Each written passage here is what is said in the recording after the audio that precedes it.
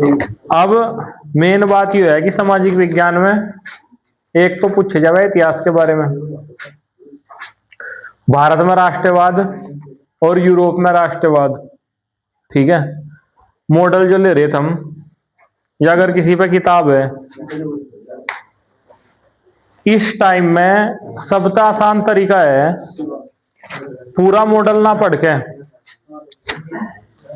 थम पढ़ो ये फास्ट ट्रैक रिवीजन। किसी में फास्ट ट्रैक रिवीजन करके दे रखा,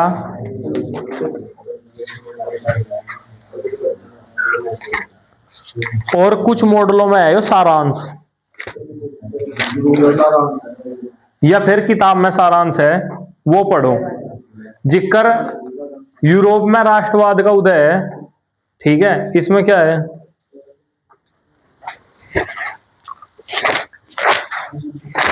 ये अगर किताब है, मॉडल नहीं है इधर पे, अध्याय एक नजर में है पीछे,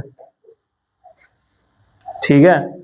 मॉडल है तो मॉडल में सारांश होगा, फास्ट ट्रैक रिवीजन में कुछ पॉइंट है, या फिर ये अध्याय एक नजर में है, इस पर नजर मार लें। अगर हमने इस पर नजर मार ली, क्योंकि हर पेज में लगभग आधे, हर पार्ट में आधे पेज का है यो बाज तेरे तक आओ कर ले क्या जी, इसमें क्या है,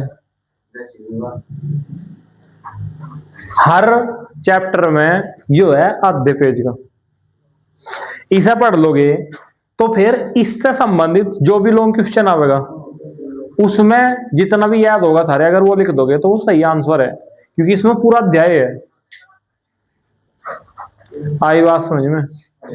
तो यो है सबसे बढ़िया तरीका सामाजिक विज्ञान के पेपर को करने का।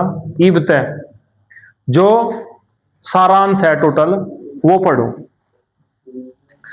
सारांश पढ़ लिया, अब इसके बाद सारांश पढ़ने के बाद पेपर को किकर हैंडल करेंगे वो देखो।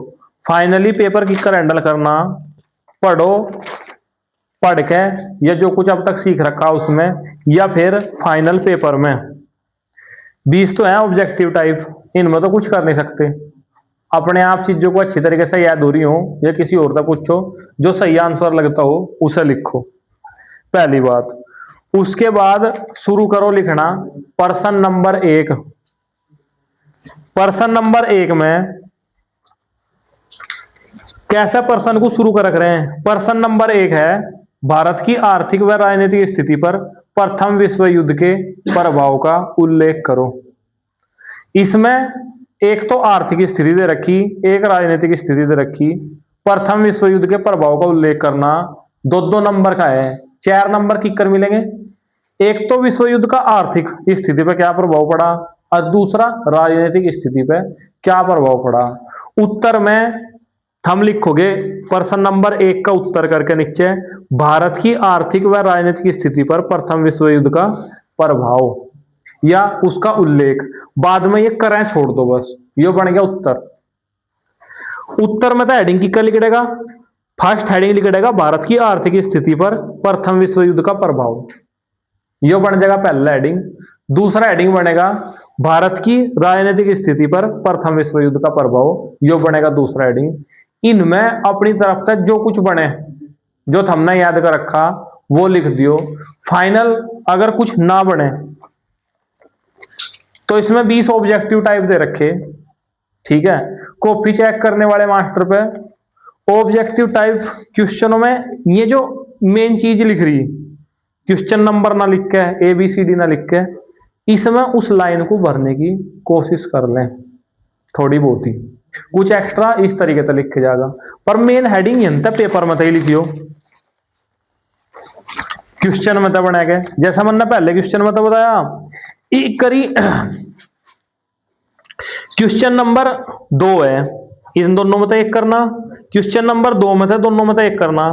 अगर दोनों ही नहीं आते तो बड़ा क्वेश्चन छाटियो जो ज्यादा उसमें लिख रहा, उसमें तो क्या होगा फिर हमें ज्यादा आंसर में लिखने को मिलेगा क्वेश्चन में। तो यहां देख इस पर पेपर पे भारत में राजनीतिक व्यवस्था के क्षेत्रीय दलों के बढ़ते महत्व को के 2 प्रमुख कारणों का उल्लेख करो।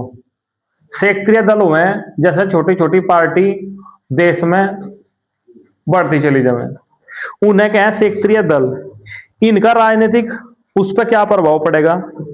तो यहां तक हमें करना भारतीय राजनीतिक व्यवस्था में क्षेत्रीय दलों के बढ़ते महत्व को के प्रमुख कारणों का उल्लेख कीजिए, हटा दो। तो यो बन जाएगा आंसर।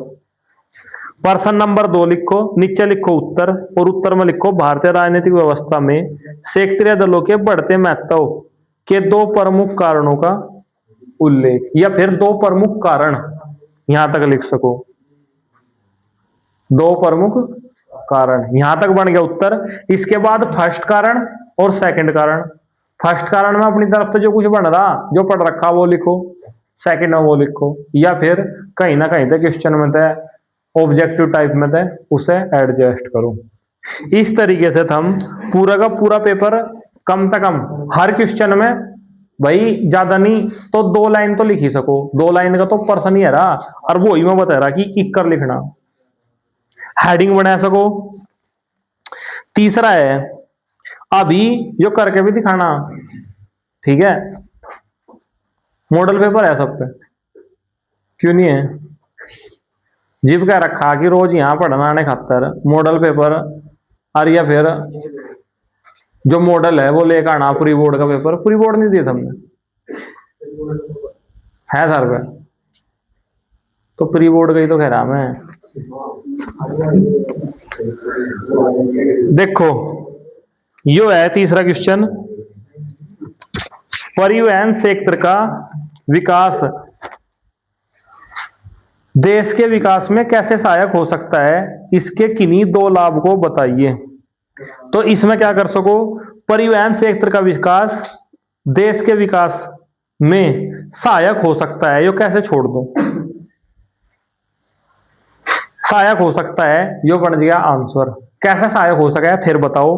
पैरे में यो लिखो कि हाँ भाई परिवहन क्या है, आने जाने को जितना जल्दी हम कहीं आवे जाएंगे उतना ही जल्दी व्यापार बढ़ेगा। मान लो कोई चीज है उसकी जरूरत आज है और लाने में लग रहा उसे 1-2 दिन, तो फिर तो कोई उसका उपयोग ही नहीं कर पाएगा। तो इस तरीके से किन्हीं 2 लाभ, तो फिर बाद में लिखेंगे परिवहन क्षेत्र के विकास से देश का विकास होगा, इसके निम्नलिखित लाभ है, या इसके 2 लाभ यूं हैं, पहला लाभ और दूसरा लाभ। इस तरीके से क्वेश्चन में थोड़ा सा आंसर लिखे जाएगा और थोड़े बनेंगे हेडिंग। क्या होगा, यानी कि हर क्वेश्चन में अगर सर में कुछ नहीं भी आता तब भी हम 2-2.5 लाइन जरूर लिख सको, ठीक है। और एक क्लास में जहां जाकर पूरे पूरे साल पढ़ के नहीं लिखते पेपरों में, खाली छोड़िया में, वहां अगर हमें एक क्लास की 10 मिनट की बात में पता लग रहा कि हाँ भाई पेपर में तो ये देख के हम इतना लिख सके, तो ये बात कितनी ज्यादा फायदे उठाने वाली है। फिर वो जाकर बेवकूफी है जो कोई सा क्वेश्चन नू ही छोड़िया हुआ कि हाँ भाई मेरे पास पता नहीं।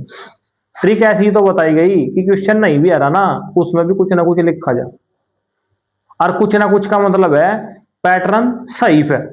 एक तो अनसट लिखा है, क्योंकि हर किसी को पूछ ले हम, अगर मेरा पेपर तो बहुत बड़े हुआ, मैं तो नू कॉपी भर गया, वो कॉपी भर गया, सही तो रिजल्ट ही बताओ क्या कॉपी भर गया।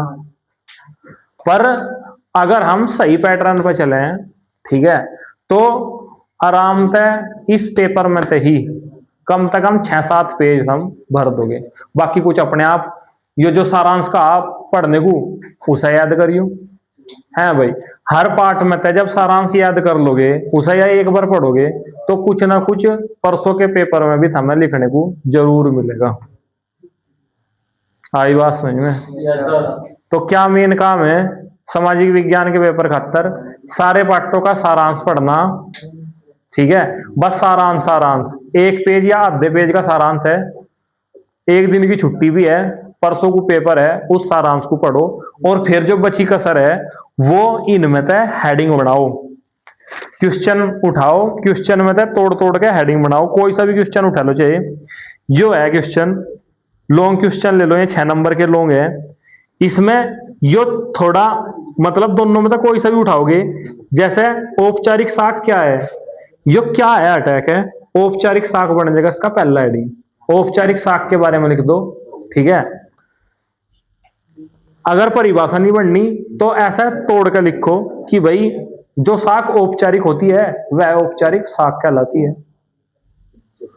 भारत में साख विस्तार में औपचारिक साख की आवश्यकता, तो दूसरा हेडिंग बनेगा भारत की साख विस्तार में औपचारिक साख की आवश्यकता। तीसरा हेडिंग बनेगा एवं चुनौतियों को एक एक उदाहरण। तीसरा हेडिंग बनेगा भारत की साख विस्तार की औपचारिक साख की आवश्यकता एवं चुनौतियां। तो एक हेडिंग आवश्यकता का और एक हेडिंग चुनौतियों का, एक हेडिंग इसकी परिभाषा का, तीन हेडिंग इस मतलब में। हेडिंग में फिर अपने मन मर्जी का जो याद कर रखा या फिर जो ऑब्जेक्टिव टाइप क्वेश्चन है उनके अनुसार कुछ भी लिखो, पर यो काम है कि हम हर क्वेश्चन को कर सको लास्ट तक इस पैटर्न पे। रही बात इनकी, दो चीज हमें मैप में भरने खातर, इब मैप में भरने खातर इनका खोल के देख लियो। एक हिस्सा पे यो लिख रहा दृष्टिबाधित के लिए, दृष्टिबाधित यानी अंधा। अगर इन मता कर दिया तो इसका मतलब हम भी अंधे हो। आई बात समझ में? तो इसे ध्यान तक पढ़ लियो, दृष्टिबाधितों वाला नहीं करना। चार हिस्से हैं इसमें, ये जो बाद के क्वेश्चन है दृष्टिबाधितों खातर ये नहीं करने, और यो ही एक प्लस पॉइंट भी है। ये जो दृष्टिबाधित खातर क्वेश्चन लिख रहे इन आंसर बना दो पीछे,